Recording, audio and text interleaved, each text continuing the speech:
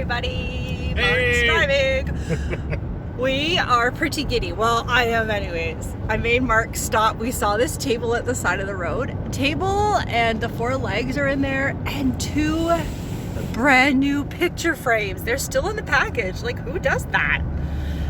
Whew. Exciting times. Like, he pretty much drove off the road because I screamed. That is all. This is what the table looked like when we first got it. It was honey oak. It wasn't a bad table. Super sturdy though, so we were pretty excited. Please ignore the chairs. But yeah, we just thought this table could be something fantastic. And this is exactly where we wanted it for, because we really don't have a kitchen table in our kitchen. I know, weird. We have a breakfast bar, but anyways, that's what our plan was. So for a free table, we got the spindles donated to us from my aunt and uncle. And stools were $25. This whole entire thing cost us $25. So here we've got the underside of the dining room table that we found. Well, we're going to make a half circle kitchen table coming out from the craft wall.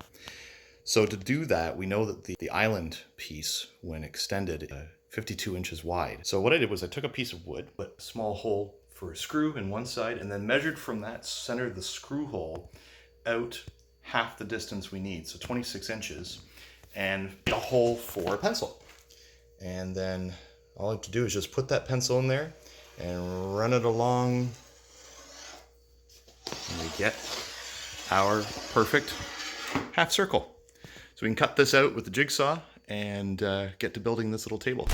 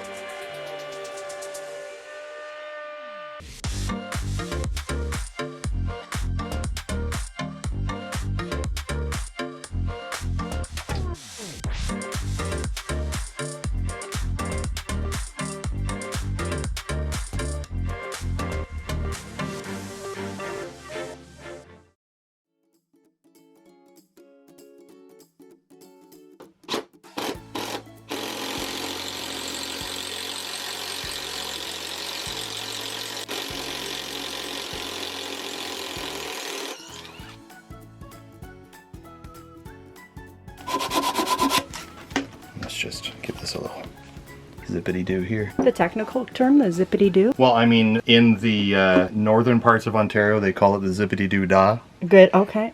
Yeah, but I mean, really, you can go either way.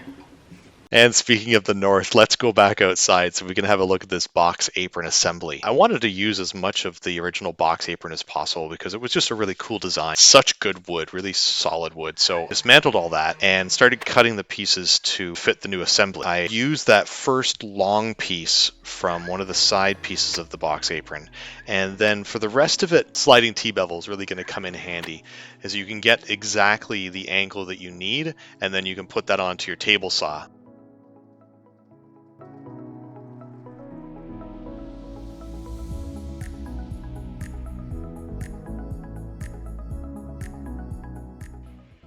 Pre-drilling of these new assembly holes. Oof, lots of smoke coming out of there. Burn! We're just putting a drill hole down there. The drill bit is just smaller than the screw we're going to be using. Pilot hole for the screw to hide it nicely.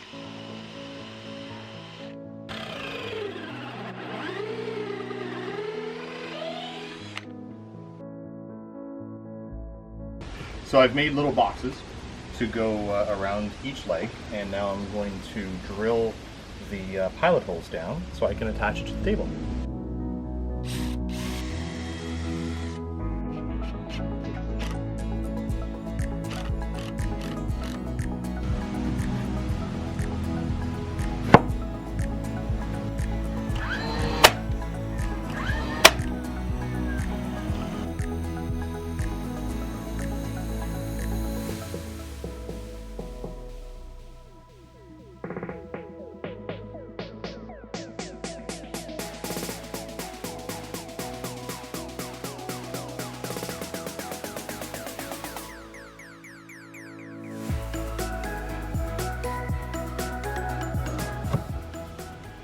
So we've got our 5 legs in position, and now we are going to create the cross braces to tie the leg supports together, just like we have here in the front. So we're going to need to measure an angle to get these 2 cuts correct. For that, we're going to use the sliding T-bevel, and this is a great little tool that I picked up a long time ago. Actually, an engineer recommended I get this because you can get perfect angles every time for where you want to cut, and then you can just translate this to the table saw. I just like to put a little line here just to remind myself what angle I need to cut.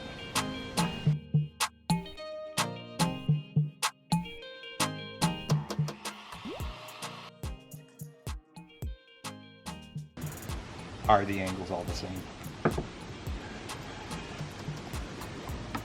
What? Ah! They are! Imagine. You did your math really good. My maths.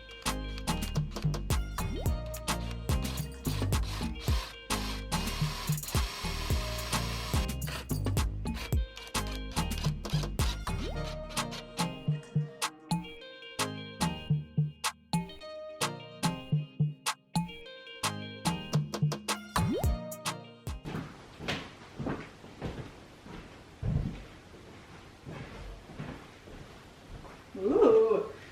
Well, how are you doing? Well, not too bad, thank you. Well, that's good. Wow, this actually feels like half a table.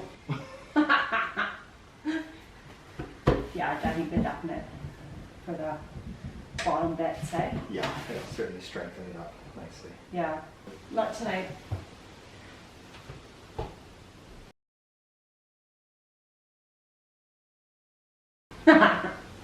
How cute is this table? And did anybody recognize these stools? Wait till you see what I do with them at the very end. Pretty cool. So with this piece, as you saw Mark sanding the top, I went over it quickly again with a 120 grit sandpaper just to get it very, very smooth. I am using wood conditioner, of course, because it's so porous, this top of this table. What the wood conditioner does is it fills in any holes. It's almost like a primer, if you will. And when I say holes, I mean tiny pores in the wood, because we've just sanded the heck out of this thing. It had quite a heavy honey oak finish on it, so I wanted to really get that off before you put the stain on it. And Mark did actually a great job doing it. He's way more patient than I am when it comes to sanding.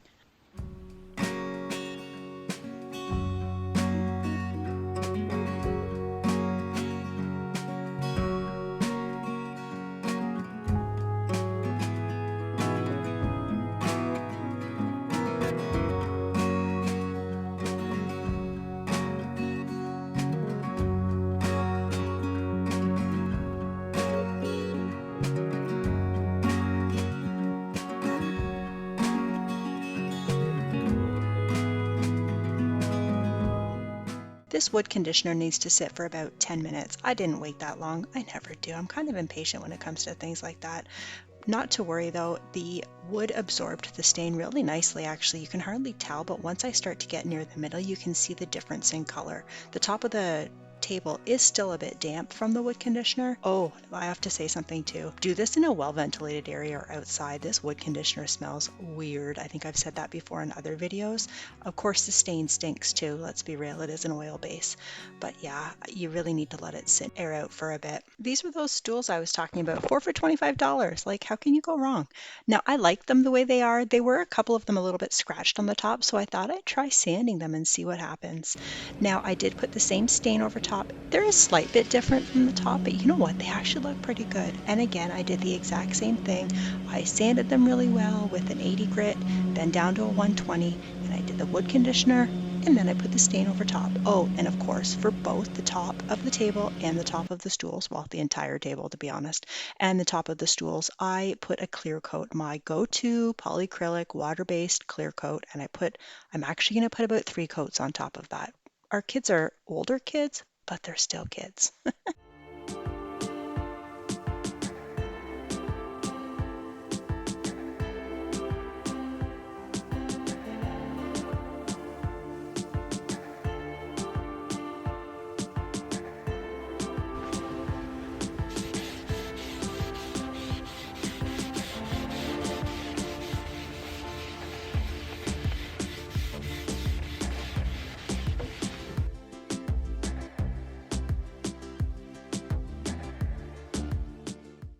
I wasn't going to show this part, but I got this sponge a couple weekends ago. Totally unexpected. Been looking for it for a long time. Very expensive online, but I got it for $3.50 at a little country shop. Oh, made my day, and I love it too. And with the polyacrylic being water washable, I just wash it up with some soap and water and let it dry. Love it.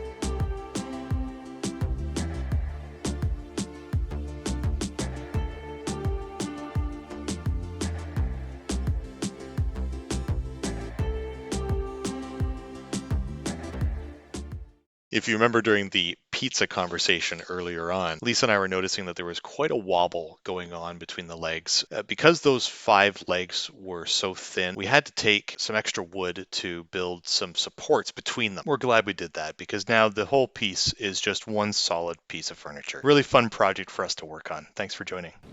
Make sure you like, subscribe, and turn on your post notification bell so you will get notified every time we post a new video. Yo-ho!